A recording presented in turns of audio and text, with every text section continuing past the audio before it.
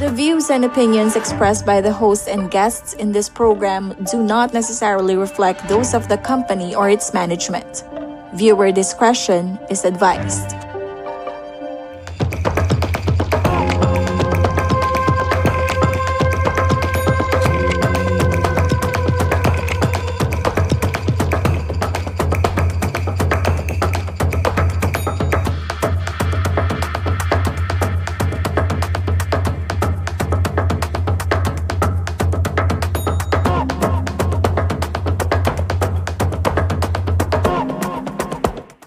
Maya Paldo Cabalean, magandang araw mga karehiyon. Ako si Sonia P. Soto at welcome sa So to Speak, kung saan ang punot dulo ng bawat usapin ay ating lilinawin. Sa isang bansang malalim ang pananampalataya at mataas ang pagpapahalaga sa tradisyong panrelihiyon o mga tradisyong may kinalaman sa relihiyon, hindi maiiwasang magtanong, paano nga ba nagtatagpo ang relihiyon at pamahalaan at papaano rin ito marahil naghihiwalay. Sa ilalim ng ating konstitusyon, malinaw ang prinsipyo ng separation of church and state. Ngunit sa totoong buhay, madalas itong sinusubok sa mga eleksyon, sa paggawa ng batas, at sa mga isyong moral at panlipunan. Ngayong araw, susuriin natin ang mga hamon, maling akala at mga pagkakataong nagbabanggaan o nagtatagpo ang pananampalataya at pamahalaan.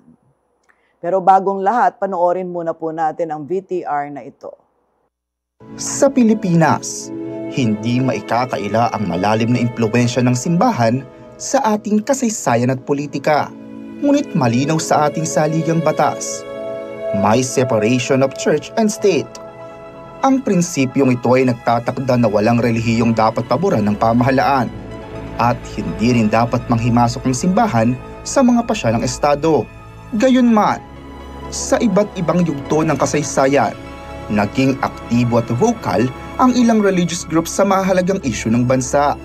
Ang Catholic Bishops' Conference of the Philippines o CBCP ay ilang beses nang nagpahayag ng matinding posisyon.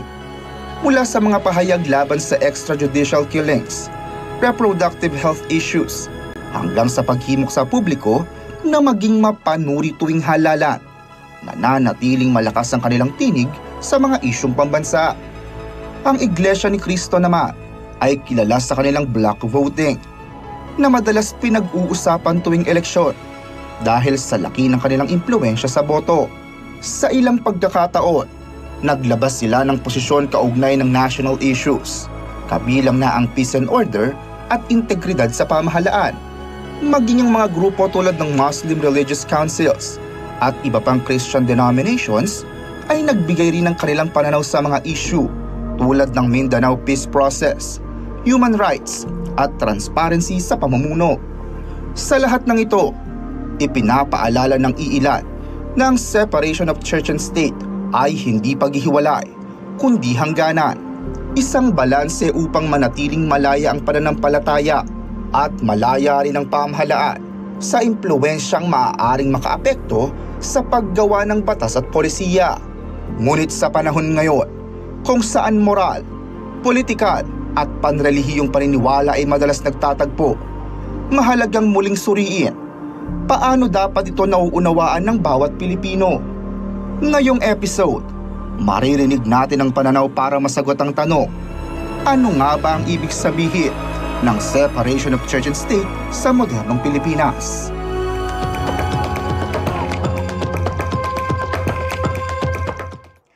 Makakasama natin ngayong hapon ang iba't ibang mga kinatawan ng iba't ibang sektor na may kinalaman sa paksang ito.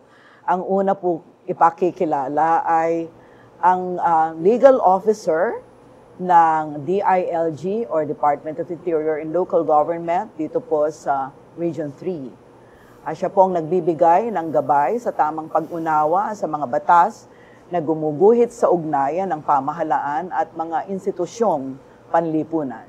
Please welcome Attorney Charmaine Jacqueline P. Evangelista. We're also joined today by students from Tariq Suliman High School. Isa rin sa ating panauhin ay mula sa Archdiocese of San Fernando, ang head ng Commission on Public Affairs and Good Governance. Siya'y aktibong tinig sa mga usaping panlipunan at pampolitika din, lalo na sa mga pananaw ng simbahang Katolika. Let's all welcome Reverend Father Joseph. Siyempre, kilala natin siya sa pangalang Pep, nickname na Father Pep Bakay. Hello, sir. Hello, Father. Thank you, Tita. At mula naman sa sektor ng kabataan, makakasama natin ang isang political science student na kasalukuyan ng president ng Paralegal Justice Guild ng National University or NU Clark. Siya ay boses ng mga kabataang kritikal, mulat at aktibong nakikilahok sa usaping pambayan. Let's all welcome Justin May C. Vergara. Di pa ako tapos nang pumapalakpak na siya. Pambihira naman. Na, ano tuloy ako na... Okay. Siguro po, bigyan ko muna po kayo ng pagkakataon na bumati sa ating mga televiewers at saka mga tagasunod natin sa social media. Attorney, mauna po kayo. Magandang hapon po sa atin pong mga viewers and also magandang hapon po Ma'am Sonia. And again sa mga viewers po natin and hopefully we can learn something from this session. Okay, at Father Pep. Yes, magandang hapon po sa ating lahat, Tita Sonia, and of course the rest of your group here, no? Yung mga staff mo, and ito isang pribileyo at honor din sa amin, no? Sanay ng simbahan, magandang usapin ito dahil nga isa itong napakamatagal ng parang hot topic, no? Ang separation of church and state. At siguro I hope that makapagbigay ng linaw, no, sa usaping ito, no, ngayong hapon na to. Thank you. Thank you, Father Pep. And Justin. Magandang tanghali po, Tita Son, and sa lahat po ng mga nanonood ngayon sa atin. Nagpapasalamat po ako dito sa pribilehiyong ito na napaunlakan niyo po kami na nandito ngayon para makapagbigay po ng aming stance bilang boses ng kabataan sa isang napaka-hot issue na to ngayon sa lipunan po natin.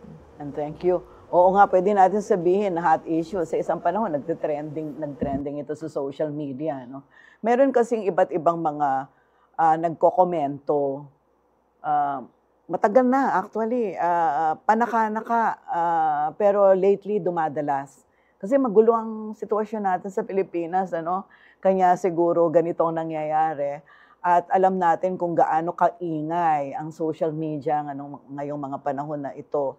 Ang isang madalas kong nakikita sa feed ko, pag tinitingnan ko yung social media, ang laging kino-comment, bakit pa yung mga taong simbahan na yan, iba't ibang relihiyon, mga pare o miyembro ng INC at iba pa, lalo na lately may napabalita na mga hiningi daw ng INC na kapalit ng ilang mga, pinressure daw ang Malacanang. Yan yung mga lumalabas. Kanya ang sinasabi, dapat yung mga nasa simbahan hindi nakikialam sa politika. Okay. So, bago natin puntahan kung ano yung mga misconceptions o tamang pananaw kaugnay ng separation of church and state, siguro magandang puntahan natin yung eksaktong sinasabi ng saligang batas kaugnay ng separation of church and state. Kasi malinaw naman sa 1987 Constitution. Hindi po ba? So, attorney, pakipaliwanagan nyo nga muna kami kung saligang batas ang pag-uusapan at punto de vista ng pamahalaan. Ano ba talaga ang nakasaad at interpretasyon sa provisions sa saligang batas 1987 Constitution kaugnay ng separation of church and state? Attorney Charmaine, please. Under the 1987 Philippine Constitution, it states that the separation of the church and state shall be inviolable. So that is clear. There is an absolute line separating the church and the state. However po, alam naman po natin, dahil nga klaro naman siya, though klaro siya at malinaw na nakasaad sa Constitution, it seems that there are still overlapping lines. However, kung legally lang po ang pag-uusapan natin, ito pong separation of the church and the state tackles two subjects. First is the non-establishment clause, and second is the it's the right to freely exercise one's own belief. So yun po yung tinitignan ng saligang batas. Non-establishment clause po, hindi po pwedeng gawing instrumento ang Estado para gumawa ng relihiyon. Yun po ang non-establishment clause. Yun po ay pinagbabawal ng saligang batas. Pangalawa naman po is the right to freely exercise one's own belief. Hindi po pwedeng pwersahin ng Estado ang isang tao, ang isang individual na sumampalataya sa iisang relihiyon lamang, sa iisang Diyos, or kahit religious belief. So, minemaintain po yung atin pong karapatan na manampalataya. So yan po ang nakasaad sa saligang batas, at yun po yung dalawang aspects po ng freedom of religion, yung non-establishment clause and freedom to exercise one's religion or belief. Yun po talaga yung nakapaloob sa separation of the church and the state. However, dahil nga kanina nasabi nyo nga po, Ma'am Sonia, na meron pong mga nagsasabi na nagagamit po ang relihiyon. Ako po ang tingin ko po dito, hindi naman po the members of the church and the members of the church, whatever church that is, are still citizens. They are all entitled with their own opinion, with their own they have freedom of expression. So it was actually decided by the Supreme Court before in the case of Diocese of Bacolod versus Comelec. Kung saan po sinabi po dito na dahil dito po pinagbawal po ng Comelec yung pagpo-post team buhay, team patay, if you can recall that. That was struck down by the Supreme Court as unconstitutional. Yung ginawa po ng Comelec na pinagbawal po yon, yung ginawa po ng simbahan. Kasi po, ang sabi po ng Supreme Court dito, the church also have the right to freely exercise their freedom of speech. So doon po nakikita, meron pong may mga ibang karapatan na papasok kung saan po nakikita na ang simbahan at ang mga tao sa loob ng simbahan ay may karapatan din pong mag-exercise ng kanilang opinion, expression, at hindi ibig sabihin po na to ay nangingialam na po ang simbahan sa pamamahala o sa gobyerno. Okay. Opo. Thank you very much, Attorney Charmaine. Meron nga din akong mga kopya ng jurisprudence dito, no? At yung pinahayag na desisyon ng Korte Suprema, parang dun sa pagpapaliwanag ng Korte Suprema, dun sa kanilang doktrina, ang sinasabi, ang separation of church and state ay religious neutrality, Yes. not hostility. Yes, that is true. Diba? So, ang nililinaw, hindi pwedeng kumampi ang Estado kahit anong relihiyon. Hindi rin ito pwedeng magbigay ng special treatment o suporta sa kahit na anong relihiyon, at hindi rin maaring gumamit ang religious groups ng kapangyarihang pampolitika o pampamahalaan. Mamaya magbibigay ako ng mga concrete examples. May mga ilang questions kasi ako dyan Father. So, Father, kayo po sa inyong sa parte ng Simbahang Katolika, ano po ang inyong paninindigan pagdating po sa separation of church and state? How do you interpret that at papaano niya isinasabuhay ng Simbahang Katolika ang separation of church and state? Opo, at siguro kailangan natin linawin ito, no? May historical background yan because the separation of church and state is really a Western concept. Okay. It was introduced by the Americans. But before, talagang there is a symbiotic relationship between the state and the church, no? Because of the Spanish colonization, di ba? Anyway, ang pagkakaintindi po ng simbahan dito, we don't believe that this is absolute. Okay? And at the same time, I think we have a wrong notion of this principle. For me, it's really a misleading understanding of separation of the state. Because you cannot separate God and man. Okay? Even the Constitution, it recognizes that there is a God. So we cannot separate really, Siguro yung word na separation, it is misleading because I think it only refers to the distinction. At totoo naman, may pagkakaiba itong dalawang institution na ito. For me, I think kung pwede lang palitan yung word na separation kasi hindi maganda yung parang may alienation, Walang connection. Para sa akin, the right term for that is collaboration. Yung pagsasanib puwersa ng simbahan at ng Estado kasi they have the same end goal, which is the pursuit of the common good, yung welfare ng mga tao. Sabi nga ni Ma'am kanina, talaga namang we serve the same people. I think you made mention of that, na pareho lang naman Yung parishioners namin, citizen din yan. Kami rin, citizen sa bansang ito, di ba? Let me use a very beautiful analogy. This was used by the late Cardinal Sin, Sabi niya, ang analogy niya, ang church and state, sabi niya, parang 2 railroad tracks yan. Di ba? Dalawa. Hindi aandar ang tren kung hindi dalawa yung railroad track. Not too near, not too far. Okay? So, to be able that, the train will move, dapat may parallel itong dalawang ito. That's a very beautiful analogy. Hindi makakausad ng bansa natin kung isang railroad track lang. At kami naman, yes, we acknowledge na may distinction. But it's not a reason for us not to collaborate with the government.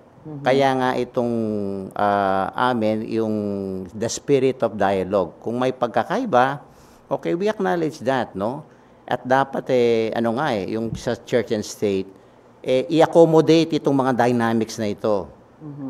Kung may mga tensions at mga frictions, ang solusyon hindi yung maghiwalay, kung hindi i-manage yun, Because this is a very vital, for me, a very vital relationship. It has been centuries na nandito na, from the start of course, the colonization of the Spaniards sa atin. Pero if I may, Father, yung colonization ng mga Kastila, actually, matapos yung madugong bahagi ng kasaysayan natin noon, kung saan ang mga praile at ang namumuno sa Estado at pinahirapan ng mga Pilipino, yun ang pinanggalingan actually, yung kasaysayan na yun, ang pinanggalingan ng reaksyon kung bakit ginusto nga na paghiwalayin ang magkaroon ng separation ng church and state sa akin pong pagkakaunawa. That's very Kasi, true. alam naman natin sa Noli Me Tangere, di ba, sa mga sulatin ni Jose Rizal at sa ating pag-aaral. Grabe din talaga ang ginawa ng mga Kastila nung panahon nila. Ang mismong mga praile o mga pare ang nagpahirap sa taong bayan na gamit ang relihiyon bilang sandata ng pagpapahirap.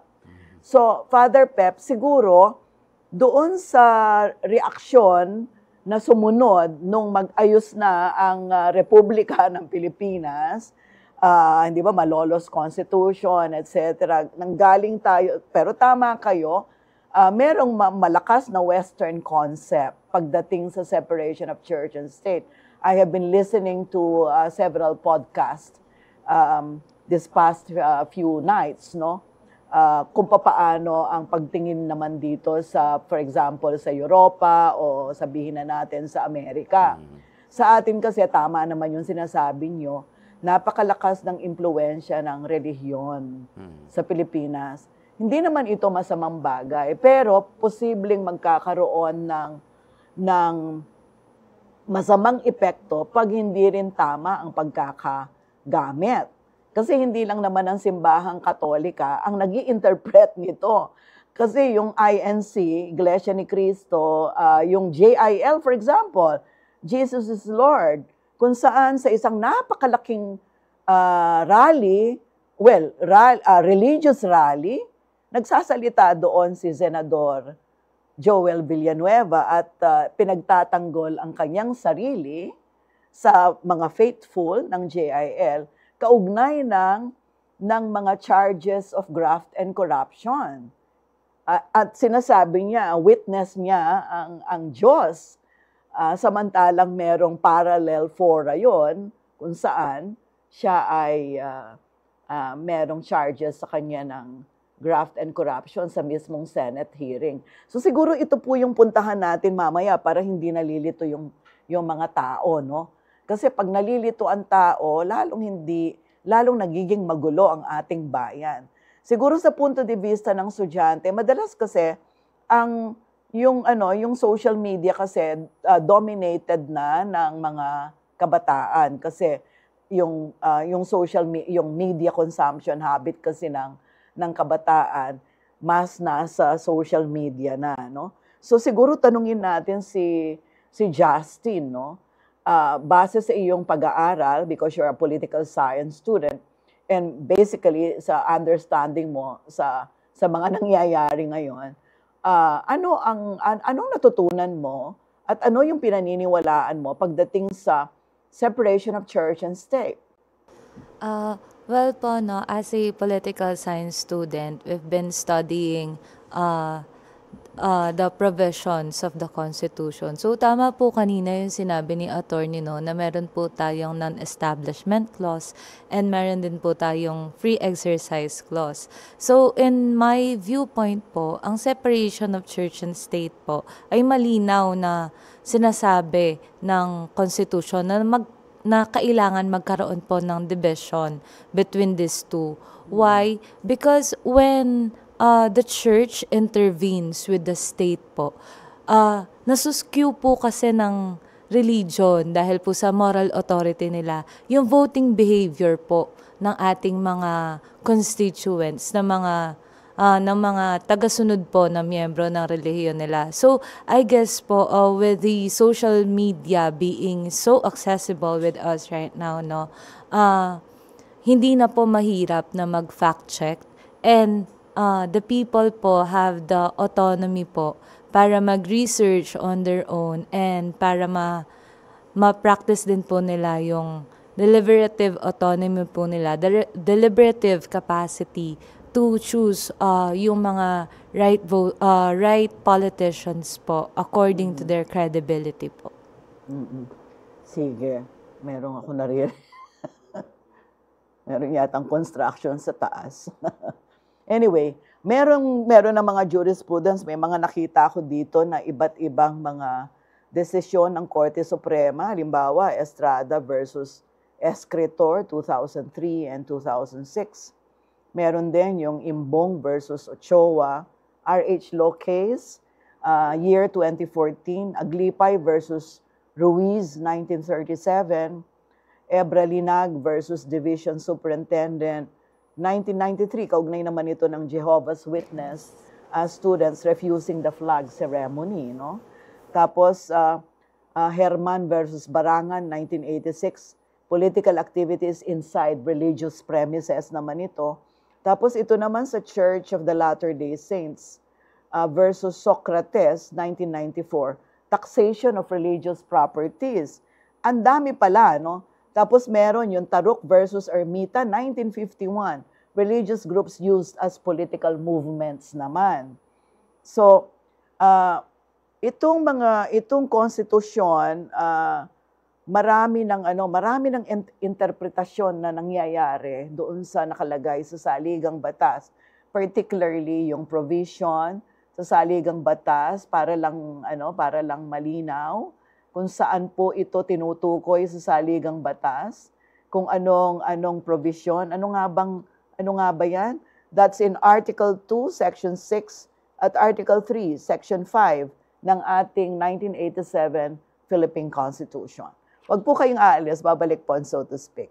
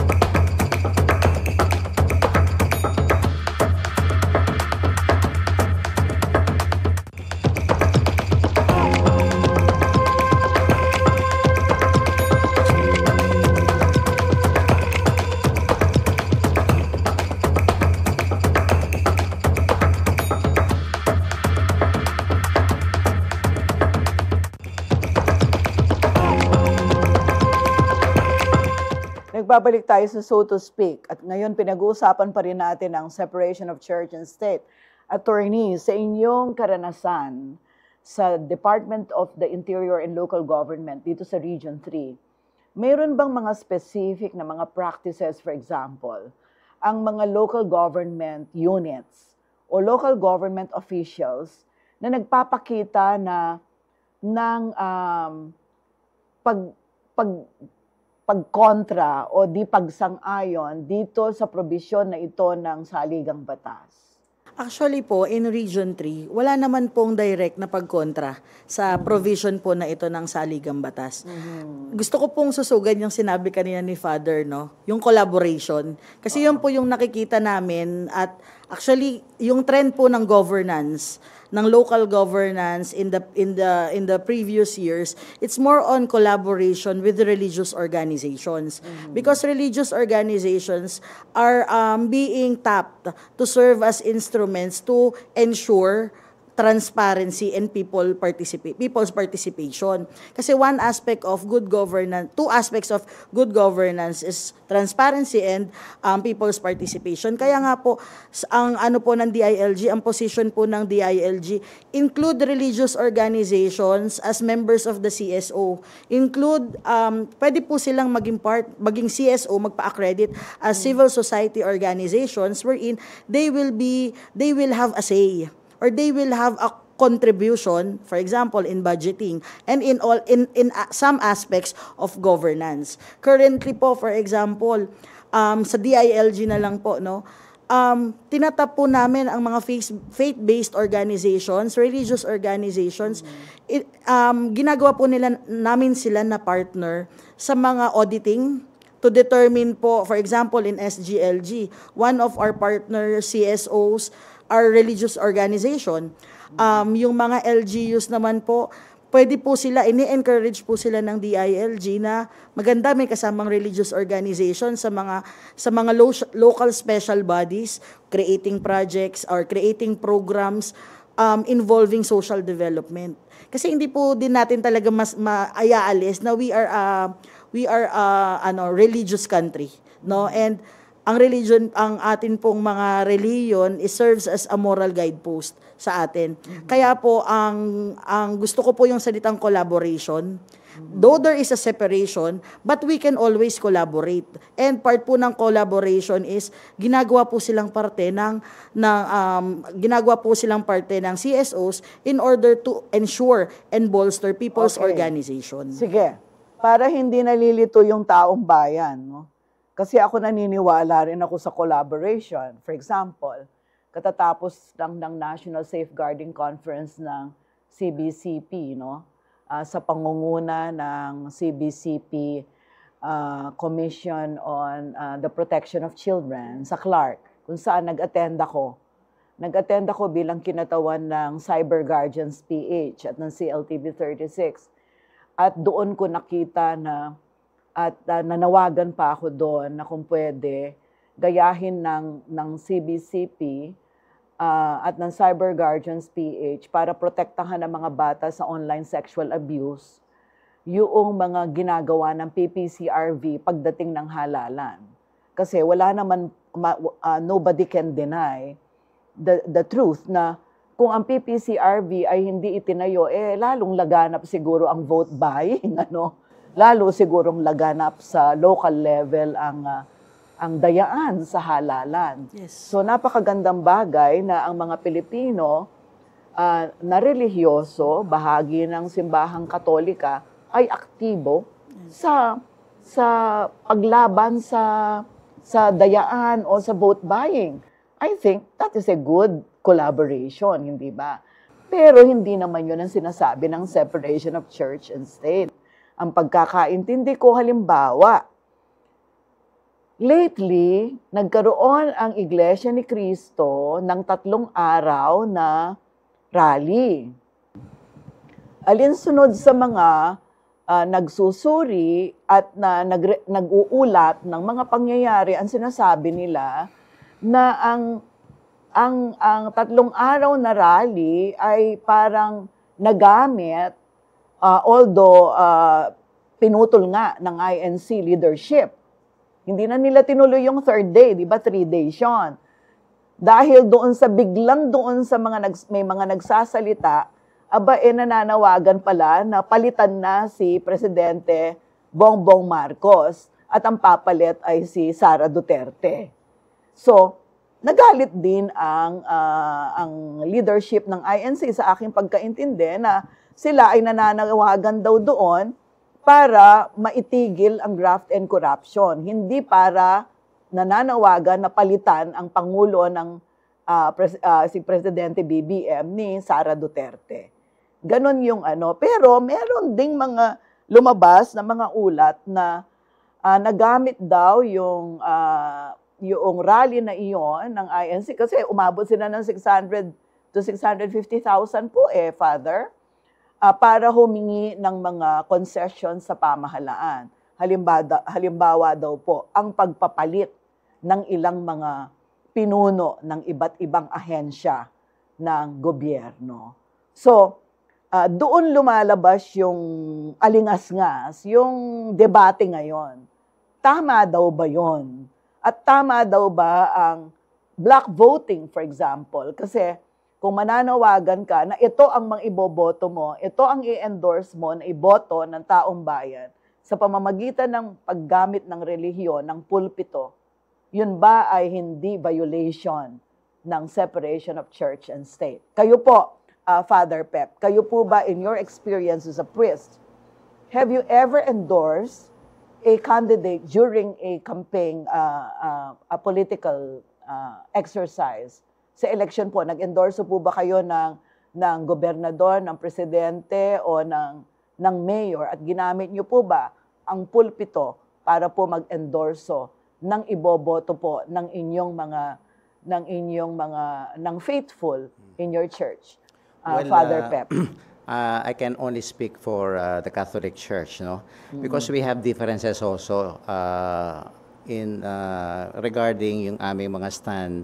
Like for example, Iglesia ni Cristo, we don't agree with them sa kanilang pananaw din, no? Like for example, itong rally nila, originally, it-include yung Catholic Church doon without the permission of, we categorically, the CBCP denied that, na hindi kami kasali doon sa kanilang rallying yon, no?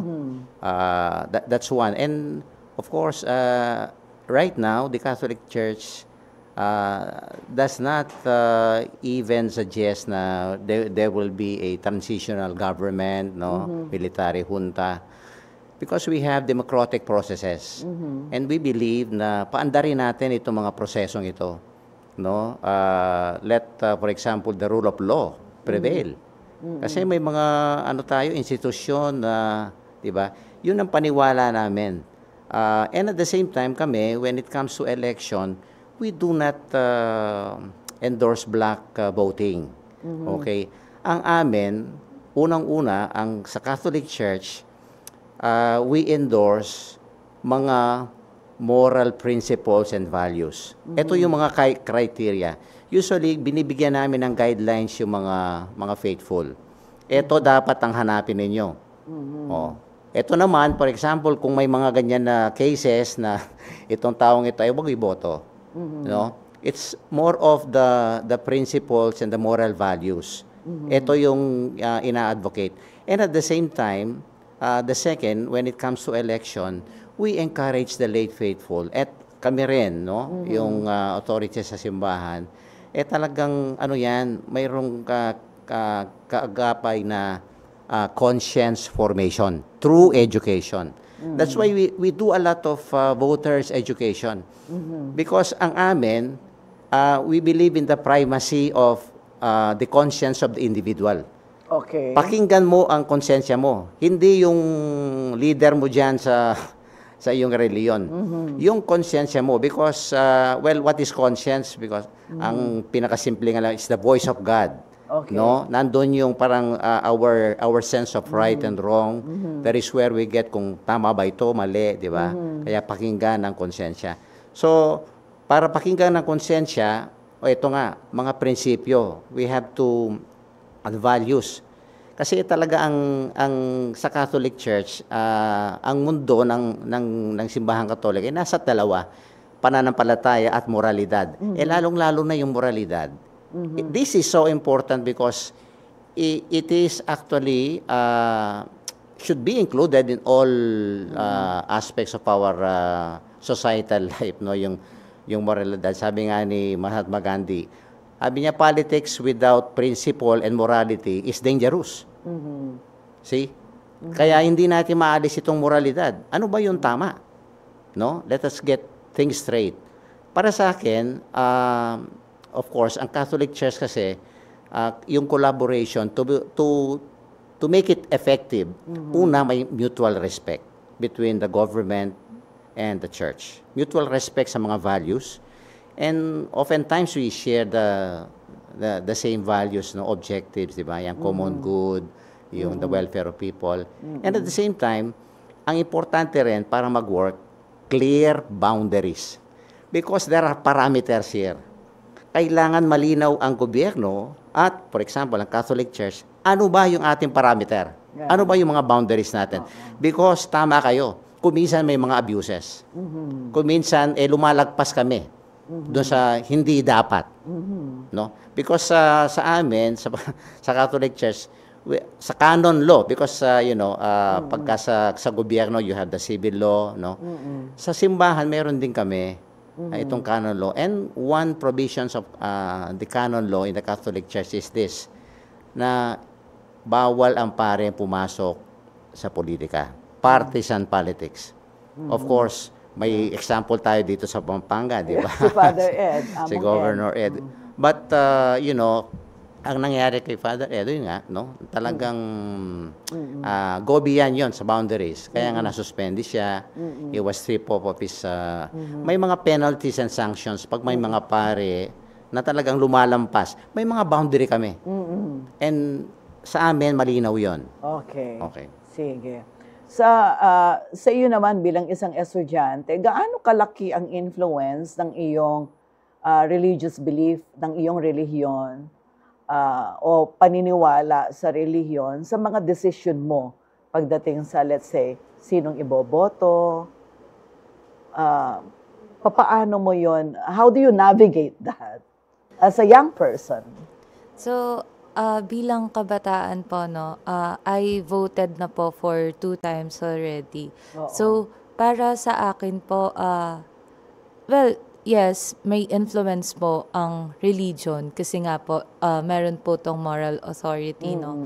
But I assure to myself that before I vote, before I will be influenced by my own religion, I do my research po based on the credibility of the politicians. Because I believe po, no, yung block voting is a fundamentally constraining to the quality of our democracy.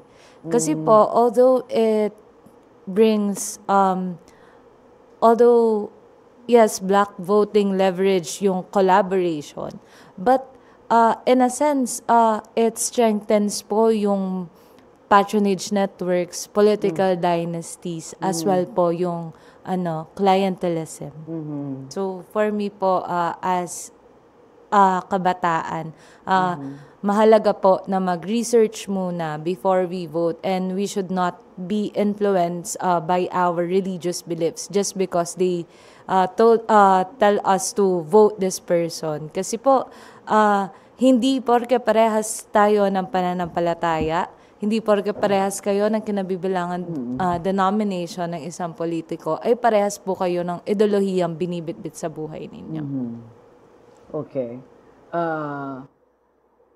Attorney, doon sa, well, ang DILG, marami kayo siguro marami kayong karanasan na nakikita pagdating sa papaano ine-exercise ang good governance ng mga local government unit. Nabanggit nyo kanina, nag-encourage nga kayo ng participation ng mga faith-based organization pagdating sa, let's say, governance, no? Ako, naniniwala ako doon. Kailangan din talaga. Kasi halimbawa kami, mga faith-based groups din.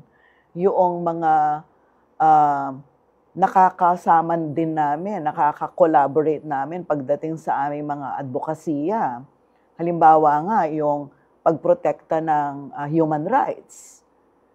Halos ng mga nakakaugnayan ko sa human rights movement ay mga faith-based organization. At napakalalim noon kasi hindi lang sila humuhugot doon sa saligang batas, kundi humuhugot din sila sa kanilang mga paniniwala base sa halimbawa ang pagturing sa tao in the likeness of God, for example. Kanya hindi mo pwedeng torturein ang tao or yung patayin ang tao dahil lang sa akusasyon na ito ay drug addict, di ba? Katulad na lang ng mga panawagan ni Cardinal Ambo na protektahan ang mga biktima ng war on drugs nung siya ay nung height ng war on drugs nung panahon ni Presidente Duterte, at yun ang kanyang talagang pinanindigan sa Caloocan. In fact, nanganib ang buhay niya doon. Marami siyang death threats na tinanggap, hindi ba?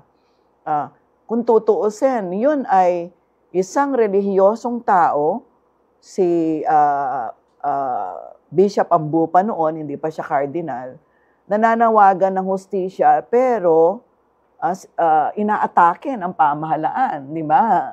I think sa kabilang banda, that is a violation of the separation of church and state. Tama ba yun, attorney? Possibly there might be a violation of the church and state here in that context po, ma'am. Kaya nga po napaka-fine line po ng ginagalawan natin between the separation of the church and the state, no. Kaya po kami ang inaano lang is you can freely exercise, hindi lang naman to exercise your religion. You have your own right to express your opinion, no. And siguro minsan nagkakataon, syempre religious organizations, they have their own set of rules, set of moral qualities na hinahanap po. And ako personally, I don't see anything wrong with that, no? The church can give their own opinion, can give their own sentiment of something. Ang hindi lang po maganda is to coercively require your churchgoers to comply with your demands. Yun po siguro yung may coercion na po, no. Yun po ang maaari na pong magkaroon talaga ng nakikita kong violation between the church and the state. Pero po yung the right of the church to speak their own minds, to speak their own opinion, I believe that the state shall also respect that as well. May mga binanggit kasi kanina si Father Pep na kung tutuusin, maraming ding mga misconception tungkol sa separation of church and state na magmula kanina lumilitaw sa ating discussion Kasi parang sabi nyo nga, attorney, parang merong fine line, no? Definitely may boundary, sabi nga ni Among Pep, no? Definitely may boundary yan. Di ba pag sinasabi natin, do not cross the line. Kasi may line. Okay, manipis. Kasi nga meron tayong pinag-uusapan na separation and yet meron tayong pinag-uusapan collaboration. So kailan nagsisimula ang separation at kailan naman nagsisimula ang collaboration. Therefore, natatapos pag pumasok na yung collaboration, matatapos yung separation. Parang ganon, no? Pero I doubt kung ganun nga ba talaga siya parang ka-istrikto. Kasi sa totoong buhay kasi, maraming mga pangyayari, maraming mga usaping panlipunan na na-appreciate natin kapag ang mga nasa simbahan ay nagsasalita tungkol sa, halimbawa, ako, siguro, mawawalan ako ng amor sa napaka-relihiyosong tao, religious leader, puro moralidad, relihiyon, paniniwala sa sa Diyos ang sinasabi, pero walang pakialam. Walang pakialam kung anong nangyayari sa ating lipunan, kung nagnanakaw itong mga binebless niya sa simbahan o yung mga pinagmimisa niya, di ba? Yeah. Among Pep, paano ba to? Kasi ito na parang na-encounter ko palagi, no? Minsan mga politiko magi-invite, magmimisa, 12, 17 pare, sobrang dami. Pero alam natin, itong mga pinagmimisa na to, mga nagnanakaw to Among. Paano to? How do we navigate that situation? Of course, kasi ang CBCP, very clear siya tungkol dito sa collaboration, no? There are 2 levels of this collaboration. Okay. The first one is working together. Ang salita namin yung synod, no? Yes, synod. Yung magtrabaho tayo with the government,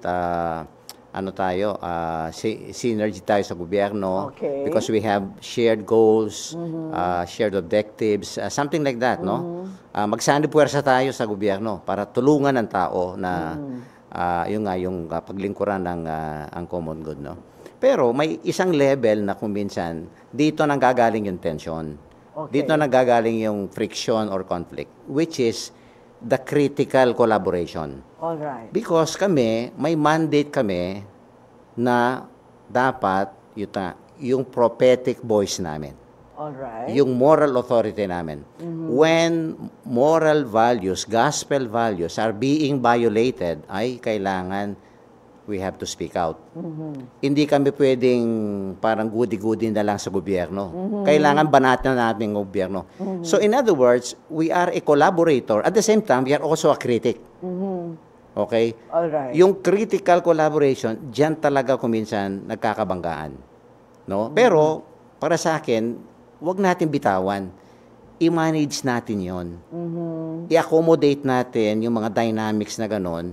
Kaya nga we have to have formal mechanisms. No? Para malinaw, no? Ano ba yung kailangan na gawin natin. Kasi I think dito sa Pampanga, very informal lang yung mga mekanismo namin. Like for example, kaibigan ko si Governor, kaibigan ko si Mayor, trust level, okay yung personal relationship namin. Kuminsan nga nagiging parang project-based ang engagement namin, no? Yung pang pagkatapos ng isang project, wala na. Let us make it institutionalize. Kailangan natin mga formal na mekanismo. Hindi masama yung mga informal, no? Kung halimbawa, iba na yung mayor, hindi ko nakaibigan ng mayor, o hindi nakaibigan ng mayor ang parish priest, naku, paano yon? At kung minsan dyan nagkakaroon ng problema. Mapuputol yung magandang Mapuputol. ugnayan. Kaya nga, para sa akin, parang dapat hybrid informal and formal mechanisms. Because we really have to move towards institutionalization of this very vital relationship. Talagang kuminsan po may mga abuso, no? Kuminsan may mga misunderstanding, pero ang ganda pag nagsasama ang simbahan at ang gobyerno.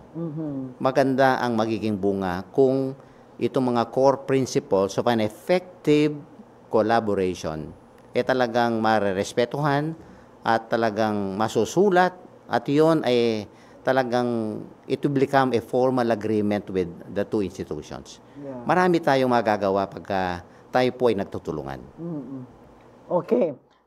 Lumilinaw, no? Yung ating pinag-uusapang separation at saka collaboration, ano? At meron pa tayo ngayon, critical collaboration, which is a very important, Yeah, no? very important aspect. Principle as well, no? Yeah. At siguro, mamaya sa pagbabalik natin, puntahan pa natin yung ibang mga aspeto ng mga tamang interpretasyon o yung mga misconception naman para at i-entertain din siguro natin ang ilang tanong mula naman sa mga sumusunod sa atin sa social media. Meron kasing ilang mga tanong dito na kailangan natin i-address na nakakagulo sa isipan ng ating mga FB followers, at yung ating television audience.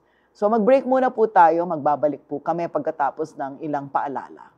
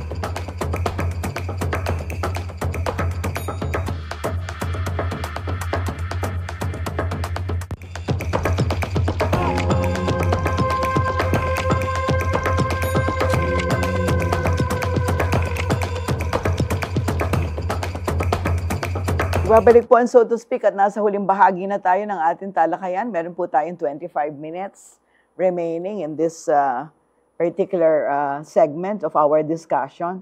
So siguro puntahan natin yung mga misconception at may ilang mga nagtatanong, attorney, for example, yun bang local government unit pwede bang mag-donate ng diretsyo para sa pagpapatayo ng chapel ng simbahang katolika o ng kahit na anong relihiyon?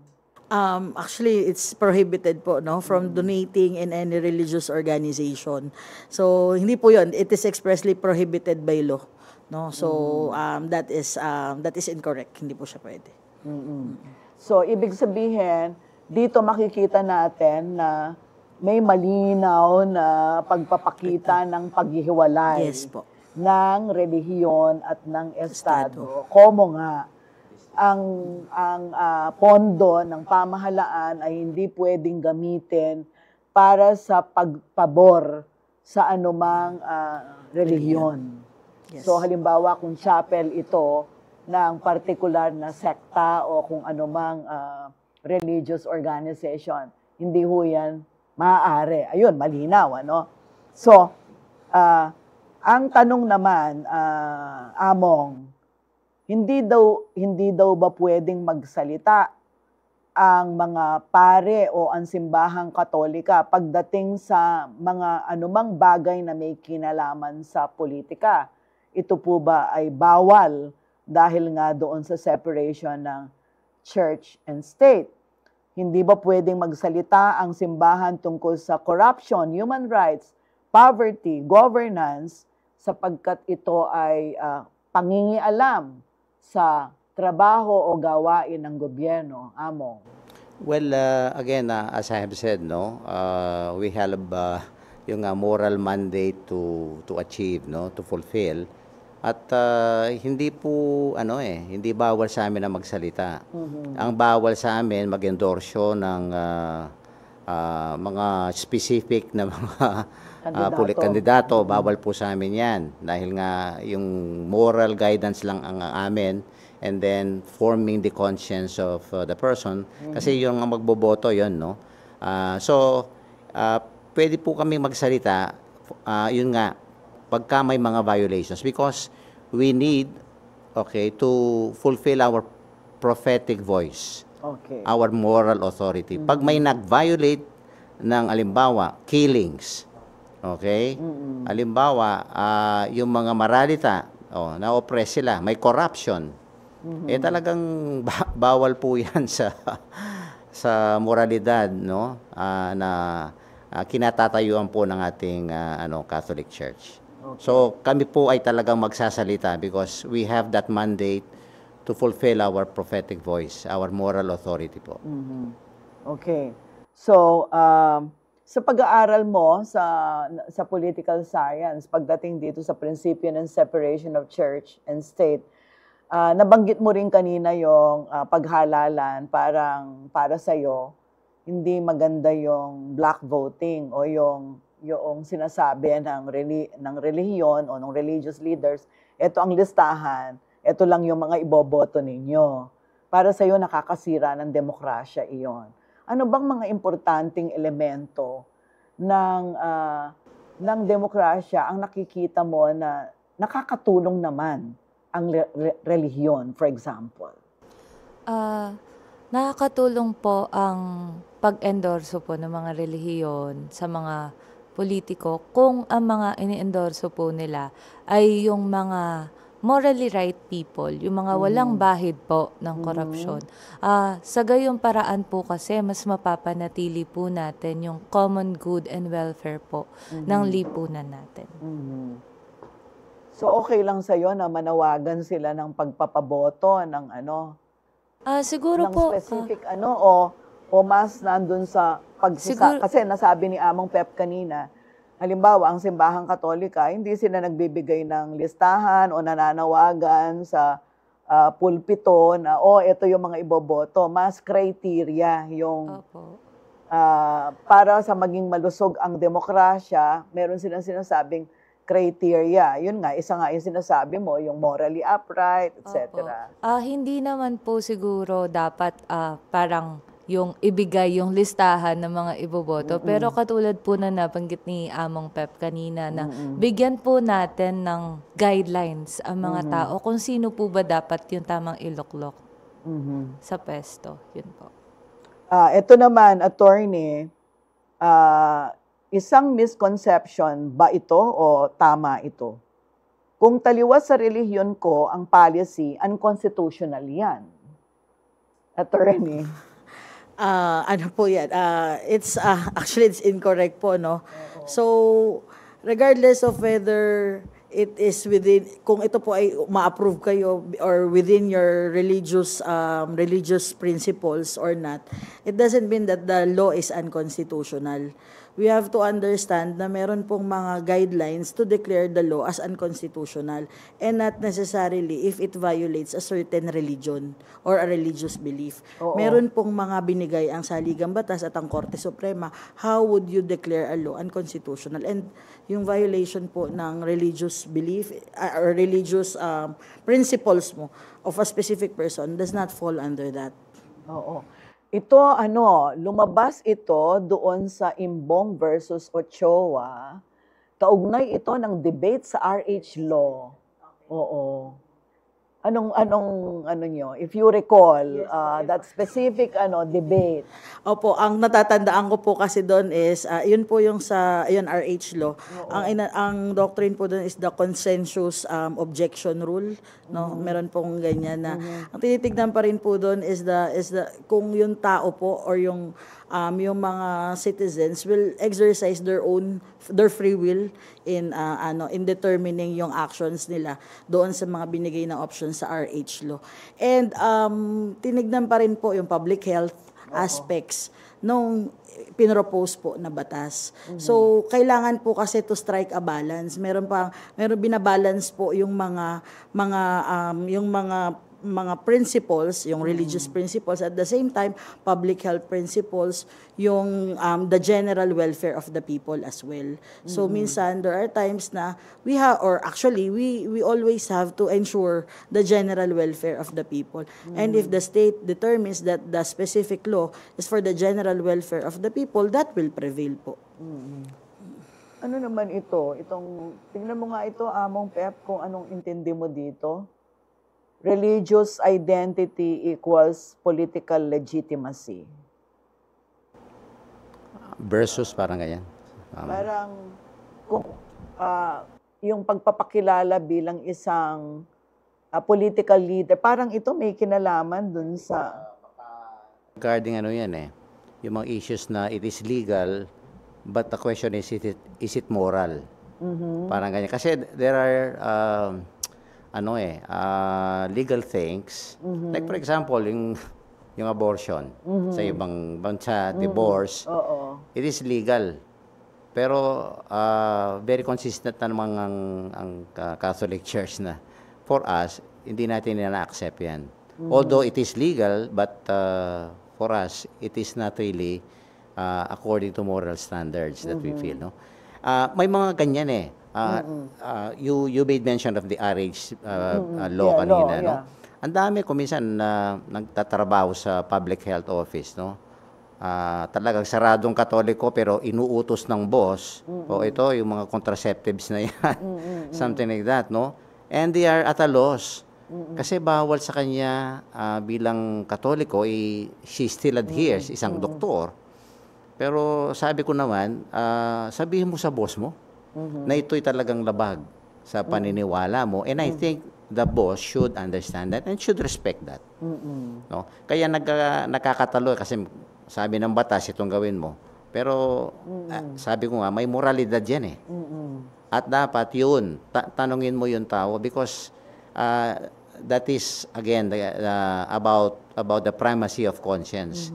Hindi ko maatim ito. Kasi itong paniniwala ko, ito para sa akin ang tama. Dahil ito ang sinasabi ng Ebanghelyo, no? Ito ang tinuro ng aking reliyon, something like that, no? Kung attorney, kung yung the same din, no? Kaugnay ng RH law, for example, Nauunawaan ko po yun Among, yung sinasabi ninyo. Paano kung saradong Katoliko ito, pero nagtatrabaho siya sa public health, sa rural health unit. At ito yung nakasaad sa mga panuntunan ng Department of Health. Sapagkat magiging tantamount naman, attorney, sa deprivation ng access to safe ano bang tawag dito? Safe reproductive health, yung hindi mo ibigay yung mga information na iyon. How will you navigate that? Kung halimbawa, isang manggagawa o empleyado sa local government unit, nakamukha nung sinabi ni Among na saradong Katoliko naman. Po, kagaya po sinabi ni Among Ed, meron din nga pong principle yung consensus objection. Kung naaayon po sa konsensya nyo, sa iyong paniniwalang sa religious belief nyo, ay hindi nyo gagawin yung isang bagay, binibigyan naman po yan ng weight or respeto ng atin pong batas. No? Kaya po, ang akin po dito meron naman ding ibang pwedeng maggumawa ng mga bagay na kailangan mong gawin. Hindi lang naman po one-man team yan, no? So, ang importante po dito, do not let the other person or your superior assume na pwede sa'yo. Kung ayaw mo, or because your conscience does not allow you, or does not allow you to do something, you have to raise that. And that will be respected, especially by the government po. Yes. Kaya ano naman ang tingin nyo dun sa, for example, itong, di ba, yung JIL, relihiyon din yan Anong relihiyon yan? Yung JIL. Jesus is Lord, ano yan? Born again? Some sort of a born-again group. Born again Christian, pag gano'n, ano? Nila. Oo. Kasi kaibigan ko naman si Ed Villanueva, no? Brother Eddie, dating dating naging aktivista rin yan nung unang panahon, lumaban din yan sa diktadurang Marcos Kanya lang lately parang nagkakaroon ng mga problema dahil doon sa mga allegations, yung mga lumabas na mga expose, mga tinuro na mga DPWH, kaugnay ng flood, yung flood control projects na milyon-milyon na supposedly hiningi ni Senator allegedly Joel Villanueva. Si Senator Joel Villanueva, anak ni Brother Eddie Villanueva. At pinagtanggol nga daw niya ang sarili niya. Well, actually, hindi na daw sapagkat napanood ko yung buong video sa live stream. Noong pinagtanggol niya ang sarili niya in front of the faithful belonging to JIL. So, ano yun? Anong tingin mo doon? Hindi ba yun pag-violate ng separation of church and state, yung paggamit ng relihiyon ng JIL ni Senator Joel Villanueva para pabulaanan yung mga usapin na yon na may kinalaman sa korupsyon, samantalang may ongoing Senate hearing kung saan bahagi siya ng proseso ng investigation at maaaring doon siya magpaliwanag. Tama ba na para sa'yo, doon siya nagpapaliwanag sa at inaatake niya yung mga nag-aakusa sa kanya? So, I guess po, isa po yung malinaw na paglabag po doon sa separation of church and state. Kasi meron naman po siyang plataforma na pwedeng gamitin para po, hindi naman linisin ang pangalan niya, pero para po maipahayag yung kung ano yung sariling danas niya doon sa issue na kinakaharap niya. Ang paggamit po ng relihiyon sa paglilinis po ng pangalan na may kaugnayan po sa mga aligasyon ng corruption ay malinaw po na paglabag doon sa ating constitution. Mm-hmm. What do you think, Attorney? Is that a violation of the separation of church and state? Kasi po titignan natin the rally itself, no? It's valid actually because we are operating under the principle of content neutral regulation. Yeah. Kumuha ba sila ng permit? Doon ba sa place na yon allowed ang rally? If Actually, check anniversary lahat yan. nila yun. Yes po, Oo. anniversary or Ng yung GIL. organization po nila, yung to organize a movement, for example. If pumasa po yun, pasok na po, okay na po tayo doon sa yung rally itself. Siguro po, ako po kasi naniniwala pa rin na kung nais mong depensahan ng iyong sarili bilang isa pong abogado, there are courts of law wherein you can use that platform to express or to defend your side. So, yun po yung primary na pinaniniwalaan ko po. Yeah. Na sa korte po, once a case will be filed, doon po yung main platform. However, I would also want to strike a balance, no? Kasi mahirap pong sabing may violation or wala, no? But we have to strike a balance as well on his right over his people, over his organization where he is a part of, to explain his side. Okay, to explain his side on the issue. No? So kaya po ang hirap talagang i-determine if there is a violation kasi siya rin naman po, he has the right to speak for to defend himself to the court of public opinion and to the court of law. Siguro yung platform lang po yung nagkaroon ng medyo issue dito. Pero yun nga po, because the platform itself is valid dahil that is tamang venue naman siya because allowed naman po sila to organize and to speak during that venue. Kaya ang nakikita ko po dito, hindi natin masabi in a clear-cut manner na may violation. We have to check on all the elements if that will fall under violation of the church. Pero initially, hindi ko po siya nakikita that there is a possible violation on that. Opo, so yun. Pero yung relihiyon mo, gagamitin mo para magtayo ka ng party list. Among Pep, anong tingin mo doon? I think, again, sa Catholic Church, that is a no-no. No? Malaking ano yun. No? Again, sa canon law yun sa amin. Never engaged in partisan politics. Kami talaga dalawa yung major sins namin dyan sa canon law namin, like involving directly sa business. Yan, bawal sa amin yan. At yan sa politics, ang partisan, specifically, because I think it's not our cup of tea eh. Yung bang governance is really, okay, sa government yan. Sa amin, we are supposedly spiritual, moral leaders, no, na mga tao.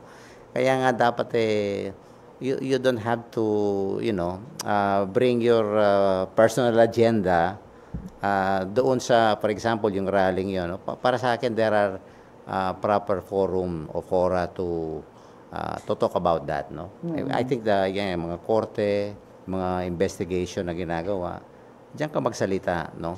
I think yung mga tao mo diyan, kung ako lang, bakit ko explain na sarili ko kung if wala naman akong violate, tinatago, something like that, no? Let my witness, let my life, no, speak for the truth, no, something like that. I think doon siguro para sa akin ang dapat gawin doon proper forum ang kailangan doon. For me, it's not really proper for me. Yeah. Thank you, Among Pep. And sa November 30, there is a call for the national, what is it? 1 trillion. 1 trillion. 1 trillion march. Peso movement. What do you think doon sa mga participation ng religious groups doon? Do you think that will be healthy for a democracy? Kung punto de vista ng pagpapalakas ng demokrasya ang pinag-uusapan, para sa iyo ba tama na ang iba't ibang mga religious groups ay sasama, including, for example, priests and nuns, sasama dun sa November 30? Well, I guess po, no, it's okay for them to join the rally kasi in their individual capacity naman po, they have the very right to protest against the controversy facing by our country today. So, dito po kasi mas napapalakas yung pagiging democratic ng bansa natin in a way that yung pong pagsuporta sa rally na ito ng mga religious groups ay hindi po sana tignan ng Estado bilang leverage po sa pagpapatupad o pagpapaigting pa ng mga batas natin. Bagkus sana po ituring nila ito as grounds lang para po sa mas maayos na kinabukasan po ng bayan natin. Pero dapat nilang i-ensure ang safety, no? Ng mga tao, yung gobyerno. Oh, yes. Oo, doon sa rally.